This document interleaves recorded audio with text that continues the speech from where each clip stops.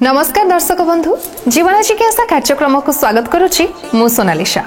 दर्शक बंधु छोट बेलू निहाती भाव में आपण मैंने शुणिथिबे कि आमर प्रथम गुरु बा प्रथम देवता हेउछंती आमर बापा माँ। तेबे सेही बापा माँकर सेवा कले कौन सब सुफल मिली थाए आज आम से विषय आलोचना करबा एवं से विषय अधिक शुणा वर्तमान आम सहित अछंती ज्योतिर्विद पंडित चित्तरंजन महापात्र। सर नमस्कार। नमस्कार। आपको अनेक अनेक स्वागत जीवन जिज्ञासा कार्यक्रम। किछि लोक बापा माँगर सेवा करती आउ किछि लोक बापा माँगर सेवा करिवार सौभाग्य ही पाती किंतु जो मानक पाखरे बापा माँ अछंती तो सेमाने ता भीतर भी किछि लोक अछन जो माने बापा माँ थाई कि भी तांकर सेवा करू नाहंती तो सेवा कले बापा माँकर कोन सब सुफल मिली थाए खास करके से व्यक्ति मानक पई कि आपण आज आम कार्यक्रम माध्यम रे कहंतु। बहुत बड़ प्रश्न गोटे आज्ञा यार उत्तर भी आम साधारणतः दबा कष्टदायक कहीं ना समस्ते जानी बाप माँ पाखे आम सदासर्वदा पिला माने ऋणी आज्ञा सबुठ बड़ ऋणी हो बापा माँ पाखे संसार जदि क्या पाखे ऋणी था सी हूँ बापा माँ आज्ञा बापा माँ को छाड़देले आउ क्या पाखे आप ऋणी न था आज्ञा जीवन काल भितर आप जिते दिन संसार को आसी ताठू सबुठ आप मन रखु आपण जिते जन्म नेबे सेते जन्म रे आपण पूर्व जो बापा माँ पर जन्म नहीं थे से ऋण पर जन्म रे आप जन्म नेले सुझी पारे ना तो अर्थात ऋणी अर्थात आप सब ऋणी हो रही आज्ञा कहीं कहले जे आप जानते शास्त्रानुमत कहले बापा माँ ये शरीर देइछंती माता पिता संगमे ये शरीर सृष्टि आज्ञा ये अर्थ अधा कर्म बापा माँ कले अधा कर्म भगवान करिछंती अर्थात यदि शरीर बिना जीवर महत्व किसी ना जीवर जो आम जो जीवटा कहूचे से जीवर भूमिका किसी ना जदि मोहर जीवन नथिबो शरीर रे तो मो शरीर किसी मो हाथ गोड़ चलबनी आज्ञा तो ये हाथ गोड़टी बापा माँ देले तत्सहित जीवनटी बा जीवटी देले भगवान अर्थात आत्मा ये शरीर जो जीवटी भगवान देइछंती आज्ञा तेणुक भगवान जीव देले जे शरीर बिना जीवर किसी आवश्यक नहीं तो आपण शरीर तो जीवन नहीं कौन करेंगे आज्ञा तो सेमती अधा अधि कर्म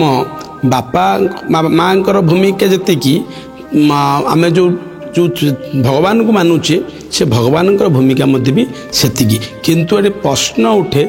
आम भगवान सत्ता को अनुभव करूँ किंतु प्रत्यक्ष भाव में आम भगवान को पूजा अर्चना करि थाउ किंतु आमे जदि देखिबा पितामाता आमर होउछंती प्रत्यक्ष भगवान एठी अर्थात आमको जीव देइतिबा भगवान को आम देखिने किंतु शरीर देइतिबा भगवान को आम देखुचे एवं सी आम नालन पालन करिछंती से आमर प्रत्येक कार्य जहाँकि आप आजिका दिन में जो माने बापा माँ होइतिबे से सेटा को अनुभव करि परिबे जे बापा माँकर त्याग बापा माँकर केते प्रकार कष्ट नहीं कि छुआटी की मनीष करिछंती एवं तेणुक प्रत्यक्ष भाव में मु समस्त दर्शक मानू कही रखी प्रत्येक पिला मानू कही रखी बापा माँकर ऋण कहीं सुझी पारे ना तत्सहित जदि प्रत्यक्ष भगवान किए थांती बापा माँ ही भगवान प्रत्यक्ष भाव में जी न करे बापा माँ को सेवा सी जीवन रे अहि नरक घाटी हम आज्ञा तो नरक जो अच्छी जंत्रणा आप कहे आज्ञा ये जन्म ही पाइबे आज्ञा कर्मफल केबे जाइने आज्ञा मु प्रत्यक्ष भाव में अनुभव करिछि जो माने बापा माँ को सेवा करना सेवा न करंतु आज्ञा बापा माँ जन्म देइछंती जे केवल आपण मानक सेवा मु तो भाभी केबे एटा ठीक नुहे जे केबे कौन बापा माँ अनुभव करना दिया मो पिलाटी मु जन्म देइछि मते से सेवा करिवो मते से साहाय्य सहयोग करिवो ये बापा माँ आंतरिकता नुहे आज्ञा कौन बापा माँ कहबेनि जे पिलाटी मु जन्म देइछि ताको मनीष कली से मते सेवा करिवो से सब जिनिस नुहे आज्ञा किंतु एटी प्रश्न उठे बापा माँ भल पाइबा स्नेह सदा जी आप किसी नहले सेवा करवा छाड़ू आज्ञा कि आम कौन व्यक्ति विशेष मान बापा माँ सेवा करूँ किंतु केबे भी कौन परिस्थिति रे बापा माँ मन रे कष्ट देबे नहीं देले अर्थ आप कहे आम कार्यक्रम माध्यम प्रश्न बापा माँ सेवा कले कि पुण्य फल मिले अर्थात जदि बापा माँ सेवा जो मैंने करुथिबे उचित सम्मान उचित सेवा उचित कार्य बापा माँ पाखे करुथे जो मैंने तांको कौन सी ग्रह पीड़ा लगे ना आज्ञा केबे कौन सी ग्रह दोष तांको लगे ना अर्थात जो मैंने बापा माँ सेवा करुथिबे जीवनर अपूर्ण कार्य संपूर्ण होबार सहायक होता है बापा माँ सेवा बा बापा माँ आशीर्वाद द्वारा एवं आकस्मिक मृत्यु पिलार बापा माँ जदि कृपा थी आशीर्वाद थी पिलार आकस्मिक मृत्यु मत भी टलीज आज्ञा कटिज मत भी यदि बापा माँ आशीर्वाद थी सेवा करें पुण्यफल किसी पाइबे तत्सहित पुत्र सुख जो माने घरर पुत्र सुख पाइबा चाहूँगी बापा माँ सेवा यदि ठीक करेंगे संतान संततिर सुख मत भी पाई पारिबे बहुत किसी अच्छी आज्ञा आम कार्यक्रम माध्यम वर्णना करिपारिबा नाही किंतु एति कहिरे कि जो माने करिबे नै आपण मैडम कहउतले जो माने करि पारिबे नाही बा जानि करू नाहंती जीवनर सबुटो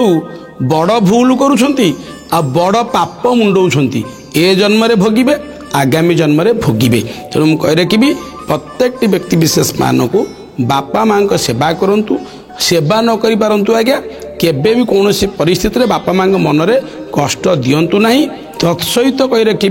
बापा माँ सेवा कले जो पुण्यफल कहली सेगुड़ा सुनिश्चित याडू अत्यधिक पुण्यफल प्राप्त करिवे निहाती भाव में जमती कथारे अच्छी कि जीवंत देवता को छाड़ी लोक पत्थर मूर्ति पाखे जाइकी पूजा अर्चना करुँच किंतु जीवंत बापा माँ घरे कांदुचंती तेणु से भली नकरी बापा माँ सेवा करंतु एवं ता सहित भगवान को ऊपर विश्वास रखंतु तो एक सहित वर्तमान आमको विदाय दिंतु रहुछु